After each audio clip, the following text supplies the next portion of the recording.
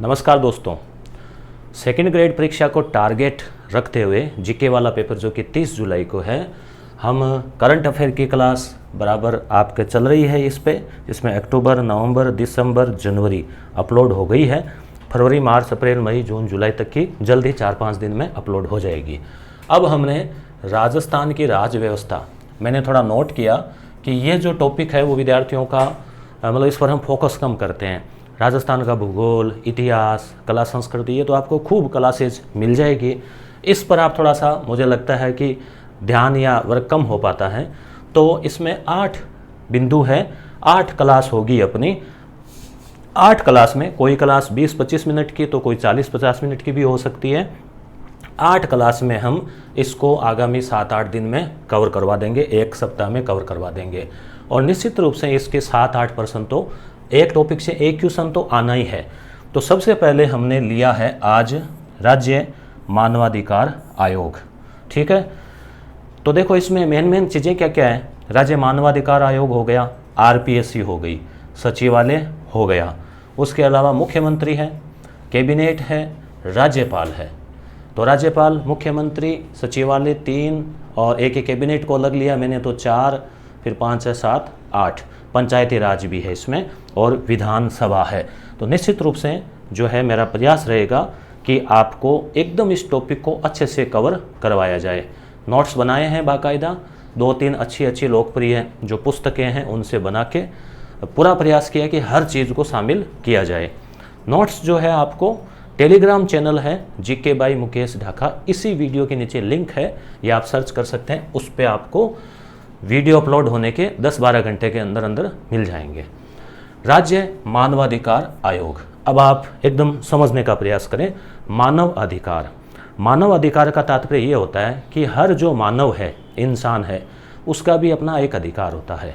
भले ही वह अपराधी हो, भले ही कोई जेल में रहने वाला अपराधी है ना, तो भी उसका अधिकार है कि कम से कम उसको भोजन मिल सके। वो सज़ा काट रहा है, परंतु उसके तहत जो नियम है उसके तहत उसको मूलभूत चीज़ें मिल सकें।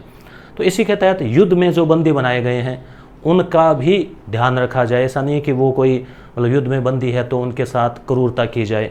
तो हर जगह मतलब मानव अधिकार जो है, हर इंसान के अधिकार होते हैं कि वो सम्मान के साथ में जीवें, उसकी मूलभूत आवश्यकताओं की पूर्ति हो। तो जहाँ कहीं भी इनका हनन होता है वहाँ पर इन पर कार्रवाई होती है। आप सुनते होंगे कभी कभी कि उस देश में मानवाधिकारों का हनन हो रहा है, कभी पाकिस्तान का, कभी इराक का, कभी रूस पर भी ऐसे लगता है, ये जो यूएनओ वगैरह वो लगाते हैं।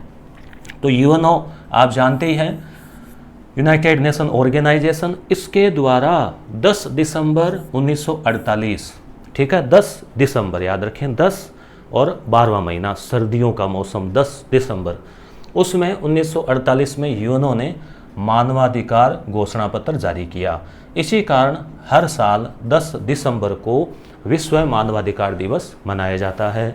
इसका जो प्रतीक चिन्ह है वो ऐसे एक हथेली का, हाथ का सा निशान है इस प्रकार से, परंतु एकदम हथेली जैसा नहीं है, थोड़ा इस टाइप का सा है। तो ये इसका प्रतीक चिन्ह है। अब हम बात करें कुछ और आगे की कि भाई विश्व स्तर पे हमें पढ़ना राजस्थान का ही है, परंतु 4-5 लाइन भारत और विश्व की भी कर लेते हैं कि इसमें विश्व स्तर पे ये हो गया। उसके बाद में भारत की बात करें तो 1993 में 93 में देखो 3 है ना, मानव में भी 3 अक्षर है, ठीक है, तो 93 है। इसमें 93 में भारत सरकार ने मानव अधिकार संरक्षण अधिनियम पारित किया, मानव अधिकार संरक्षण अधिनियम पारित किया। और इसी के तहत, इसी अधिनियम के तहत 12 अक्टूबर को राष्ट्रीय मानवाधिकार आयोग की स्थापना की गई, जिसका मुख्यालय जो है दिल्ली में है। ठीक है, इसका जो अध्यक्ष है पहला वो रंगनाथ मिश्र थे। क्लियर, यहाँ तक की स्थिति। 10 दिसंबर तारीख याद रखें, 93 याद रखें। अब हम कर लेते हैं बात राज्य मानवाधिकार आयोग की। तो ये जो अधिनियम बना 1993 में, इसी के तहत ये कहा गया कि हर राज्य में भी एक मानवाधिकार आयोग का गठन किया जाना चाहिए, जिसमें अधिकांश राज्यों में, यानी अब तो लगभग सभी राज्यों में मानवाधिकार आयोग बन चुका है। आप कमेंट करके बताएं कि कितने राज्यों में है मानवाधिकार आयोग। अब बात करते हैं राजस्थान राज्य मानवाधिकार आयोग की। तो अधिनियम तो वही है 1993 वाला, शॉर्ट में मैंने लिखा है ह्यूमन राइट एक्ट HRA 1993 की धारा 21, ये याद रखना आपको, 21 देखो शुभ अंक होता है 21, तो धारा 21 के तहत इसका गठन किया गया है। धारा 21 में कहा गया था कि राज्यों में भी होगा। और अध्याय 5 और वो 5 उसका प्रतीक चिन्ह भी ऐसे 5 सा ही है। अब इसका गठन की बात करें राज्य मानवाधिकार आयोग की, यानी राजस्थान वाले की बात करें, तो एक तो अध्यक्ष तो होता ही है सभी में, कुछ होते हैं सदस्य। तो एक इसके अध्यक्ष हो गए, सदस्य इसके पहले 2 थे, अब 3 है। ये भी तारीख याद रखें, 18 जनवरी, यानी 10 जनवरी तो वो है 48, 8 दिन, 10 जनवरी में 8 दिन आगे, 18 जनवरी 1999 को अधिसूचना जारी की राजस्थान सरकार ने कि भाई हम मानवाधिकार आयोग का गठन करेंगे, और फिर उसको क्रियाशील कर दिया राज्यपाल के हस्ताक्षर और होने के बाद में 23 मार्च सन 2000। तो ये आपको दोनों ही तारीखें याद रखनी है, दोनों ही सन याद रखने हैं, पूछ क्या रहा है उसके अनुसार। बाकी अगर गैप होता है, फासला 93 2000, तो आपको फिर भारत वाला 93, राजस्थान वाला 2000। तो सन 2000 पूरे 2000, अभी 2000 का नोट आपको पता ना बंद हो गया, याद रखना सन 2000 में ये क्रियाशील हुआ। तो इसमें एक तो हो गए अध्यक्ष महोदय, ठीक है, सीधे सीधे 3 हो गए सदस्य, देखिए 1 हो गया सचिव। अब हम पुनः देखते हैं कि सदस्य जो है वो पहले 2 थे, अब 3 है, क्योंकि ये जो अधिनियम है ना, इसमें संशोधन हो गया है। देखो यहाँ मैंने लिख दिया है कि इसमें 2 बार संशोधन हुआ है, एक तो 2006 में हुआ, एक 2019 में भी हुआ। 1993 वाला जो कानून बनाया भारत सरकार ने, उसमें 2006 में हुआ, 2019 में हुआ। 2019 में ये संशोधन कर दिया, उसके तहत राजस्थान में संशोधन हो गया कि 2 की बजाय 3 सदस्य होंगे, जिसमें एक महिला होगी, और वो महिला जो है पदेन होगी, मतलब उसको जरूरी नहीं कि उसका बैकग्राउंड कोई मानवाधिकार से जुड़ा हुआ या न्यायालय से जुड़ा हुआ हो, उसको किसी भी प्रकार से पद जो है वो सरकार दे सकती है। तो जो अध्यक्ष है उसके लिए शर्त ये है कि उच्च न्यायालय का, पहले ये शर्त थी मुख्य न्यायाधीश होना चाहिए, आप चीज़ों को याद रखें, मुख्य न्यायाधीश सेवानिवृत्त होना चाहिए। अब क्या है, मुख्य न्यायाधीश मिल नहीं पाते हैं, तो 2019 में संशोधन कर दिया कि भाई केवल न्यायाधीश रहे हैं उनको भी अध्यक्ष बनाया जा सकता है, ठीक है। अब जो सदस्य हैं तो उसमें 1 सदस्य हो गए, पुनः एक उस न्यायालय के न्यायाधीश जो कि सेवानिवृत्त हो, या फिर चाहे भले वो कार्य कर रहे हैं, तो दोनों तो कार्य साथ नहीं कर पाएंगे, वहाँ से इधर आके इधर त्याग पत्र देके होना पड़ता है।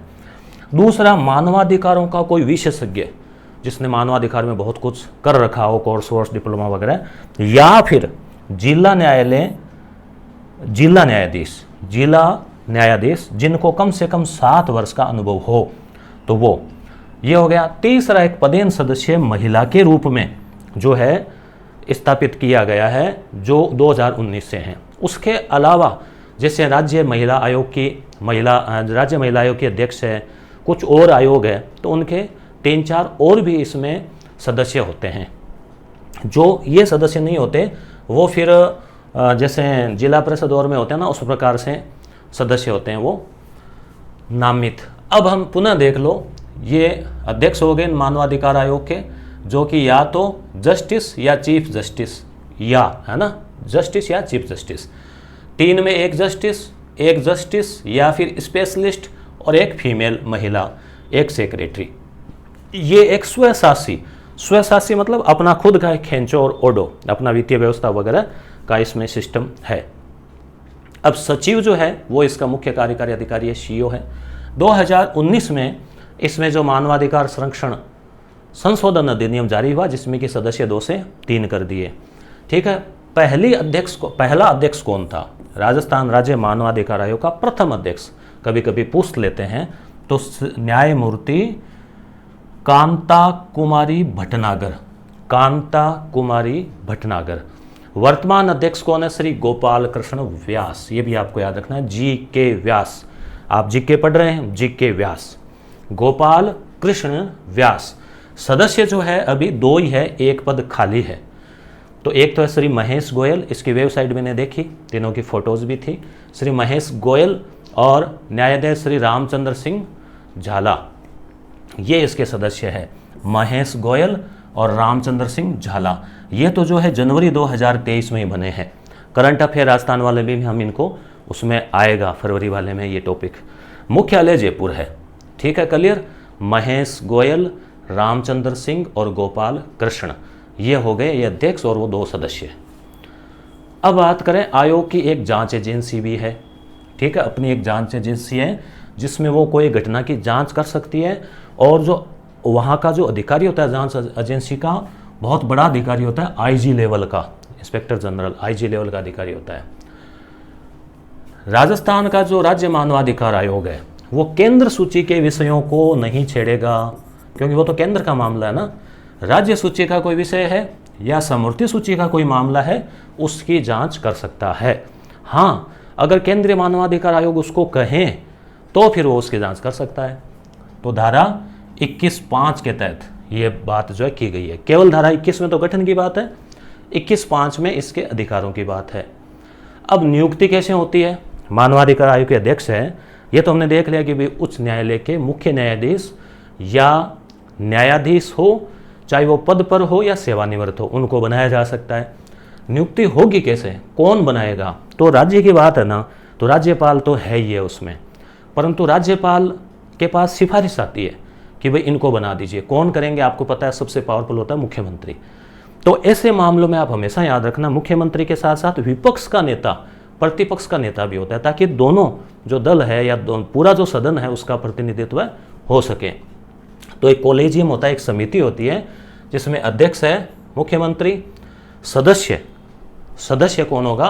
विधानसभा के अध्यक्ष, जैसे वर्तमान की बात करें तो सीपी जोशी। गृह मंत्री, अब गृह मंत्री अलग से नहीं है तो सीएम है, तो फिर कोई बात नहीं। विपक्ष या प्रतिपक्ष का नेता, 4 तो ये हो गए। अब अगर मान लीजिए विधान परिषद भी है किसी राज्य में, तो वहाँ का भी सभापति और प्रतिपक्ष का नेता जो है वो उसमें आ जाएगा, ठीक है। मानवाधिकार आयोग की एक पत्रिका भी आती है हर 3 महीने से, उसका नाम है मानवाधिकार संदेश, ठीक है। अब हम और बात करें इसकी, इस समिति की सिफारिश पर राज्यपाल द्वारा नियुक्ति होती है, ठीक है। तो अभी करंट अफेयर में आया था जनवरी-फरवरी में कि जो रामचंद्र सिंह झाला है उनकी नियुक्ति राज्यपाल महोदय कलराज मिश्र ने की, ठीक है। ये रिकमेंड करते हैं समिति, उसके आधार पर। मानवाधिकार संरक्षण अधिनियम 1993 जो था उसमें संशोधन 2006 में हुआ और 2019 में भी हुआ। इसकी प्रमुख धाराओं की बात करें तो धारा 21 तो गठन की हम शुरू से देख रहे हैं, धारा 22 में नियुक्ति की बात है, धारा 23 में हटाए जाने की बात है कि कैसे हटाया जा सकता है। वही है दोष सिद्ध, कदाचार, दिवालिया, अस्वस्थता, लाभ का पद इत्यादि। या फिर त्यागपत्र दे दें। त्यागपत्र किसको देंगे? तो राज्यपाल को ही देंगे। धारा 28 में वार्षिक प्रतिवेदन, ये इंपॉर्टेंट है, इसका पूछा जाता है कि राज्य सरकार को मानवाधिकार अपना वार्षिक प्रतिवेदन सौंपती है कि इस साल में ये मामले हुए, ये जांचें चल रही है, जो कुछ भी अपनी पूरी रिपोर्ट। धारा 33 में वित्तीय स्वायत्तता की बात है। अब कार्यकाल की बात करें तो पहले तो 5 साल था, 5 और 70 क्यों? क्योंकि अब न्यायालय से रिटायर होके आते हैं तब तक की आयु तो हो जाती है 65, तो फिर 5 साल मिलते हैं तो 70 साल तक, ठीक है। तो 5 या 70, अब क्या है 5 को घटाकर 3 कर दिया है, तो वर्तमान का आपको याद रखना है 2019 में 370 है। 370 का मतलब या तो 3 साल या फिर 70 साल, जो भी पहले हो गया। मान लीजिए 68 साल का कोई बना तो 2 ही साल काम कर पाएगा, 65 साल का बन गया तो ऐसा नहीं कि 70 तक वेट करेंगे, 3 ही साल, ठीक है।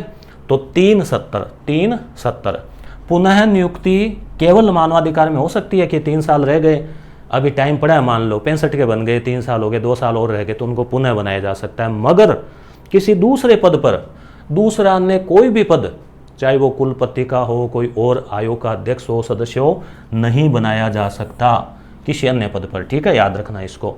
तो कार्यकाल के बाद धारा 24 में है। अब आप ज़्यादा धाराओं में कंफ्यूज हो जाओ तो धारा 21 उसकी गठन की बात है धारा 21 में, और धारा 28 जरूर याद रखना, वार्षिक प्रतिवेदन। अब हम बात करें हटाने की प्रक्रिया, तो मैं माफ़ी चाहूँगा, मैंने राज्यपाल बोल दिया था, राष्ट्रपति के द्वारा, यानी वो महाभियोग वाली प्रक्रिया है, क्योंकि न्यायाधीश है ना, तो न्यायाधीश को हटाने की प्रक्रिया वही इनकी है।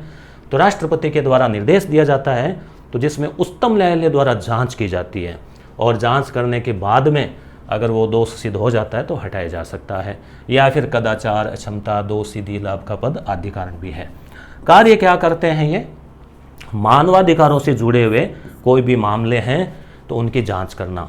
खुद भी स्व प्रेरणा से जा सकते हैं, किसी जेल में गए, किसी संस्था में गए, एनजीओ में गए, उसका निरीक्षण किया, लगा कि यहाँ हनन हो रहा है तो, या फिर मीडिया वगैरह की खबर देख कर भी हो सकता है, या फिर कोई व्यक्ति याचिका दें, चाहे वो पत्र लिख के दें, ऑनलाइन करें, कैसे भी करें। न्यायालय में लंबित मामलों पर, कोई मान लीजिए उच्च न्यायालय में कोई मामला चल रहा है और न्यायालय ने कह दिया कि आप इसकी जांच कर लें, तो कर सकते हैं, क्योंकि यहाँ पर भी तो न्यायाधीश है, इनकी भी जांच एजेंसी है। सजा देने का अधिकार इनको नहीं है, सजा ये नहीं देते, ये सिफारिश करते हैं, रिकमेंड करते हैं, फिर सजा देने का काम आगे न्यायालय का है। किसी भी जेल या संस्था का निरीक्षण, एनजीओ को प्रोत्साहन, कि भाई कोई एनजीओ चल रहे हैं तो उनको प्रोत्साहन देते हैं कि भाई आप काम करो। शक्तियों की बात करें तो सिविल न्यायालय की शक्तियां प्राप्त है, सिफारिशें सलाहकारी है। सरकार को या संस्था को ये किसी प्राधिकारी को कह सकते हैं कि भाई हमारी नज़र से यहाँ हनन हुआ है और इनको जो है इस प्रकार से या तो मुआवजा दिया जाना चाहिए या इनको सजा होनी चाहिए। जैसे क्षतिपूर्ति का हो गया, कार्यवाही की सिफारिश हो गई, शपथ पत्र ले लिया कि आइंदा नहीं करेंगे, अभिलेखों की मांग कर ली कि रिपोर्ट लाओ, ठीक है, इस प्रकार से। अब हम थोड़े अध्यक्षों की बात कर लेते हैं, क्योंकि कभी कभी पूछ लिया जाता है कि कौन इसका अध्यक्ष रहा है, 4-5 नाम दे दिए। तो कार्यवाहक का मैंने नहीं लिखा है, जो स्थायी रहे उन्हीं का लिखा है, क्योंकि फिर ज़्यादा हो जाते हैं। तो पहले कांता भटनागर, पहले अध्यक्ष सुश्री कांता भटनागर, सन 2000 में स्थापना हुई ना तभी।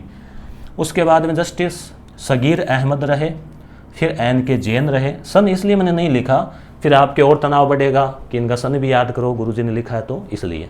तो नाम याद रखना है केवल, ये अनुमान के लिए लिखा है कि हम 2010 की बात है, ये फिर 10 के बाद थे। तो देखो, भटनागर, कांता भटनागर, सगीर अहमद, AK जैन, प्रकाश चंद्र टाटिया और गोपाल कृष्ण व्यास।